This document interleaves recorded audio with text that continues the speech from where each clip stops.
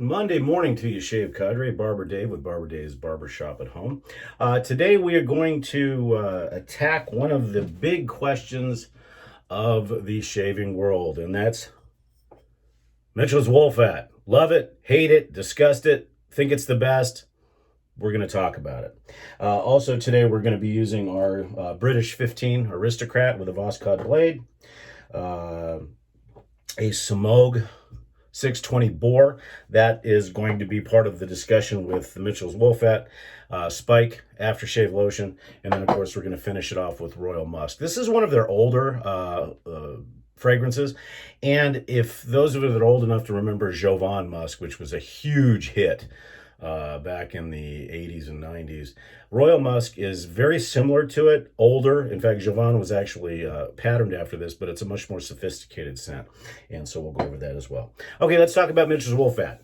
Those of you know that I have a ton of soaps, and I very rarely have to buy more. But I will tell you that with the Mitchell's, I have refilled the puck 3 times. So that says something. Now, I know that there are people that would say Mitchell's wool fat is the most frustrating soap on the planet. Well, I would agree, but if you even include Williams, Colgate, stuff like that, it is one of the most slickest soaps, period. They have not changed their formula since 1893. That says something. Secondly, you do have to work at it, but that work will reward you. Now, I don't know what type of water you have, so this is my only, your mileage may vary, so this is my only opinion. However, I've got very, very hard water, and traditionally soaps with very hard water are harder to lather. But I think there's a system that you can use with Mitchell's wool fat that you will get the lather you want each and every time if you're willing to take the right steps. And I think that it does require a specific number of steps in the right order to get it right. Now, a lot of people say, hey, I've got 10 minutes to shave in the morning. There are a billion soaps out there that you go poof and you got instant beautiful lather. Understand that. But the reason why a lot of straight razor shavers like Mitchell so much is because of the slickness, because of the residual, and because it gives a tremendous shave. Now, notwithstanding the fact that you may have a lanolin sensitivity, so that, that takes you out of the game right out of the bat. However, for those that do not, that want to really get Mitchell's wool fat right, because what happens with Mitchell's is one of those things that just eats at you. Everybody else loves it. You can't get it right. And for years, I couldn't get it right until I started experimenting and listening to people on how to lather it. So unfortunately, I don't have a dual camera system, but basically what I do with Mitchell's is I soak my brush, and I find that a bore brush works the best. Now, if you don't like bore brushes, you can do it with the other brushes. It just requires a little bit more work. However, if you've got a badger brush that does not release lather very easily, do not use Mitchell's. It'll eat it apart. That's one of the reasons why I use Mitchell's to condition all my new brushes, because it actually gets into the fibers and it makes the brush gel quicker and makes it a little bit softer. So I use a bore brush. We're using the Smog 620. Now, I've soaked this brush, but I've now emptied almost all the water. It's very damp. It's damp, but very, very dry. As far as the puck is concerned, I actually took a tablespoon of water, and you can see it's in there. But I do not use that to pour into the brush. So I'll wet my face, and then I'll take the bloom water, and I'll actually pour it into my hand, and I'll condition my face with it. I think this is also a key, is you get your follicles and your sebaceous glands familiar with what's about going to happen. So I'll rub that in, and I treat it somewhat like a pre-shave, but not really. So then I will take the dry brush and the relatively dry puck. I mean, it's just been soaking, and then I'll start building. And build it like you stole it. You're gonna have to spend some time loading this. Where some soaps nowadays you'll spend 5 to 10 seconds, 15 seconds more. This may take a minute or so. And what I suggest is you really push the brush down into the soap, do some shock absorber pumping action into it to get this a very pasty proto lather. It's going to appear dry, and that's okay, because we're gonna do stuff with it.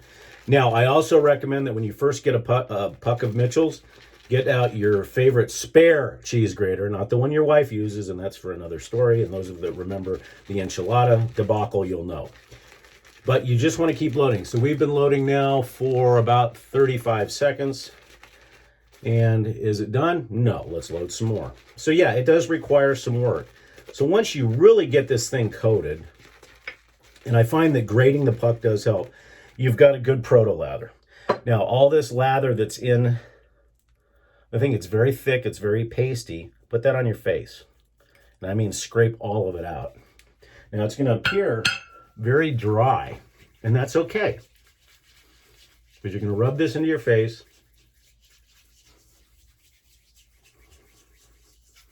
And as you can see, it's almost drying out on my face. That's okay. Wet your hands and just put a light coat of water on your face and start face building. Now you can do the same thing bowl lathering, but I think that Mitchell's is better for face lathering.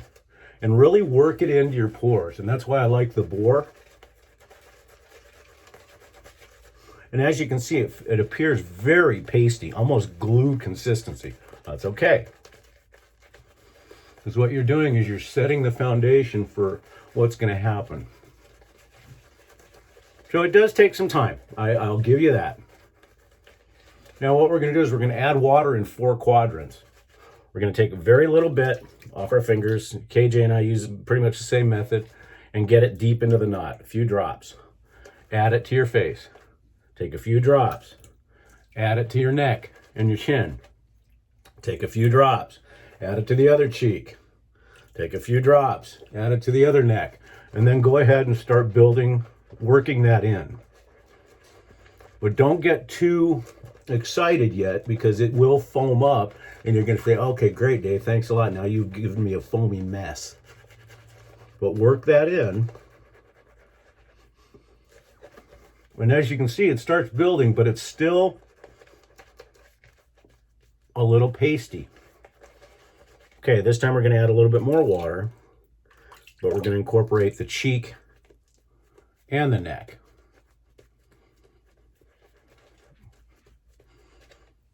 And we're going to do the same thing on the other side. Now we're going to work that in. And as you can see, and I don't know with my lighting, but it's starting to get nice and shiny, and it's building huge. Now what you'll notice when you're doing this is the lather is getting quieter. And when I mean quieter, you're not hearing the brush. So it's building that cushion. And it's building that lather so you have enough for the next couple of passes. So you're almost done.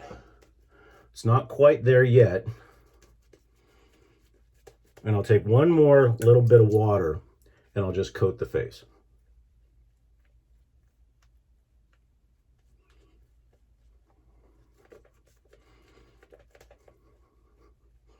And as you can see by the reflectivity, it's pretty shiny. Super slick, and you'll feel it in your hands because you'll have to rinse your hands off or the razor will fall off. So that's pretty much it for Mitchell's, and you'll be really rewarded with a super slick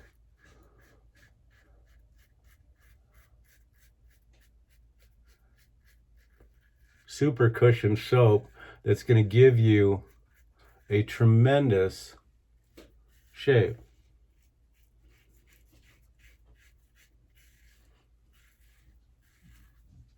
Now, as I said, different environs are going to give you different results, but if you work the lather right,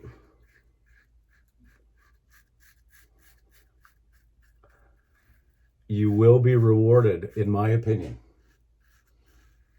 And like I said, to me, but I like Williams, I like Colgate, I like Yardley, I like a lot of the older soaps.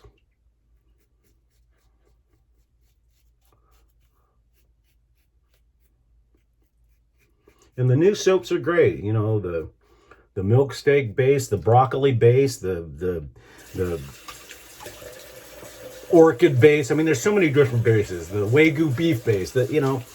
But Mitchell's Wool Fat is a tallow-based soap that's been around. They haven't changed the the method, and it's very much, in the realm of Williams. I mean, it's been around, like I said, since 1893, so that says something.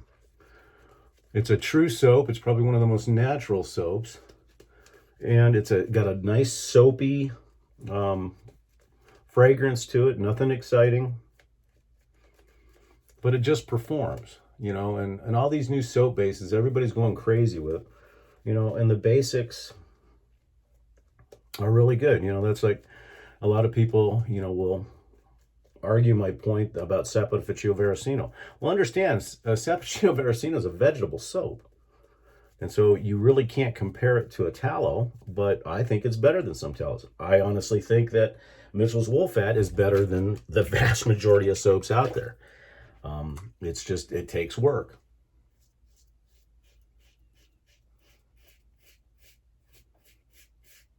But I will challenge you that if you do this and take your time doing it, I think you'll get good results. You may or may not. And that's okay. There's a billion soaps out there. And if you like the soaps that, take 2 minutes to load and blam, you have good lather, hey, great.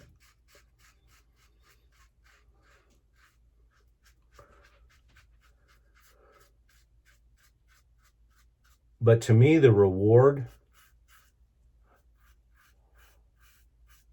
of getting Mitchell's right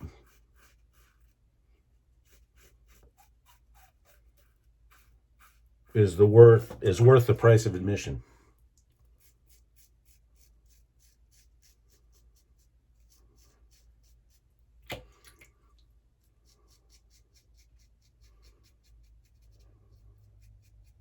Now we're going to test KJ's theory about residual slickness here after the last pass. I'm not going to rinse my razor. I'm just going to see what it's like.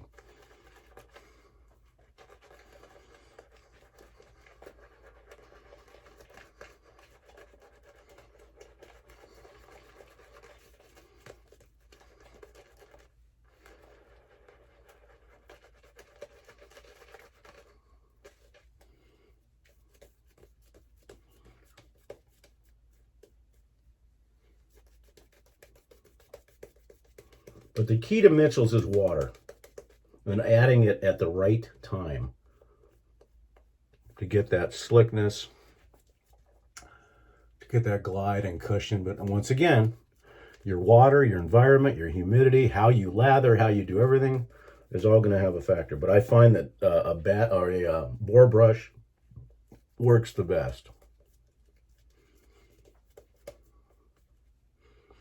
And again, on the third pass, I'll add just a little layer of water over the top,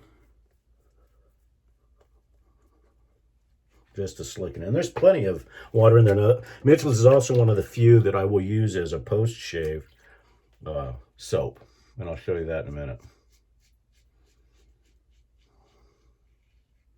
And I personally think that Mitchell's gets slicker each consecutive pass.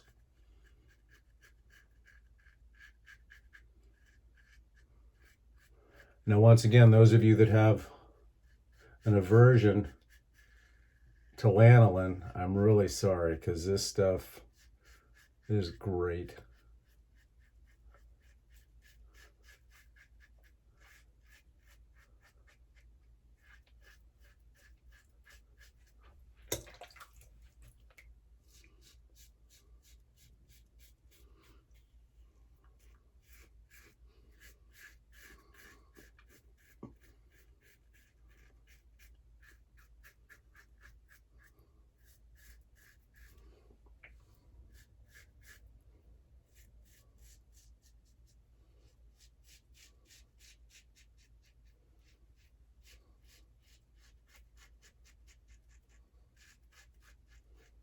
So again, we're not going to add any water into this residual, not even rinsing our razor, because that would kind of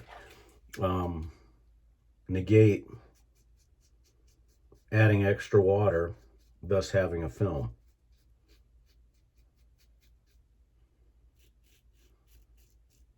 And it's going to be weird because I have the habit of rinsing my razor, but we're not going to do that. So I'm not rinsing the razor.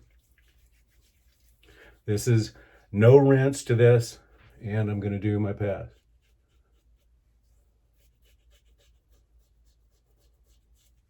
So I would give the residual slickness on Mitchell's wool fat at a 5. I would give it a 3.5, 4, because it is plenty slick enough. There is a film. It is residual. The face is not drying out as I'm doing the cleanup pass. Plus, there's no additional water in my razor. So I think KJ's theory is correct for residual if you're going to judge residual that way. However, when you're doing your cleanup pass, as you're doing it, none of them are, I mean, your face is going to dry. So if you're going to do cleanup, as long as your face is still wet a little bit, but you're going to start to get draggy here in a minute. So that being said, the residual is good. Now, when you re-wet your face, that basically reactivates it. So I believe that KJ is correct in what he's saying. Now, some people will consider this residual slickness. Well, you're just reactivating some of the stuff that's in there. Now, that's not a bad thing. Like if I'm going to do the fool's pass, I'm not going to do that dry.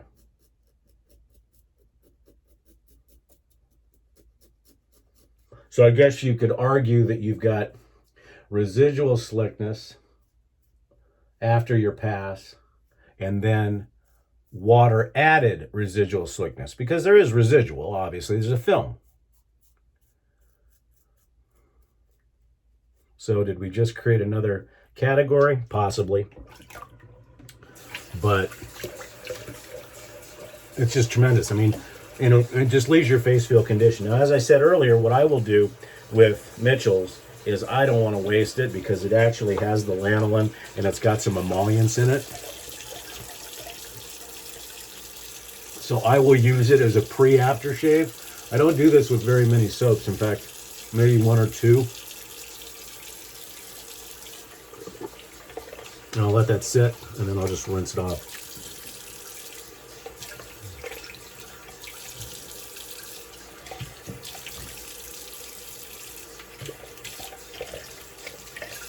Now, Mitchell's will make a longer shave for you, no doubt about it.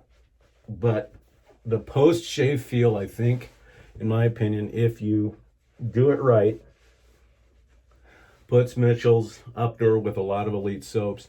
And that after taking Mitchell's and putting it on your face and then rinsing it off, you feel like you've got a little bit of lotion on your face. So that residual slickness is still there, but it's moisturizing. So you don't feel like your face is tight or dried out.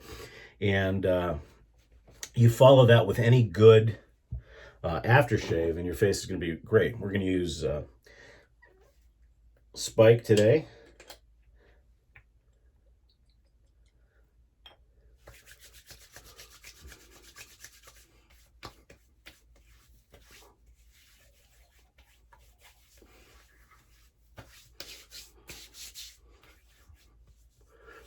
And maybe just a little bit more because it's Monday.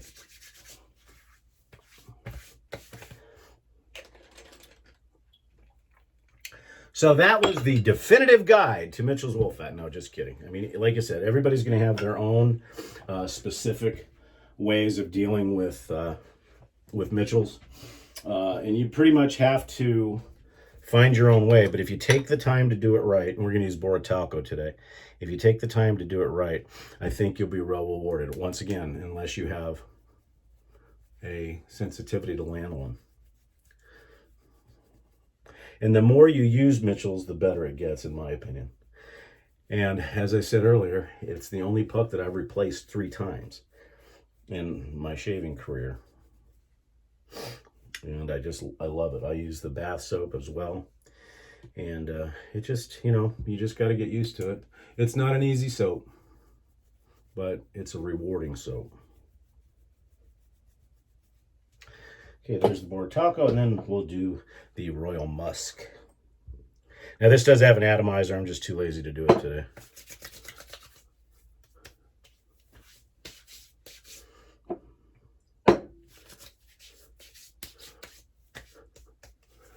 And that's it, folks.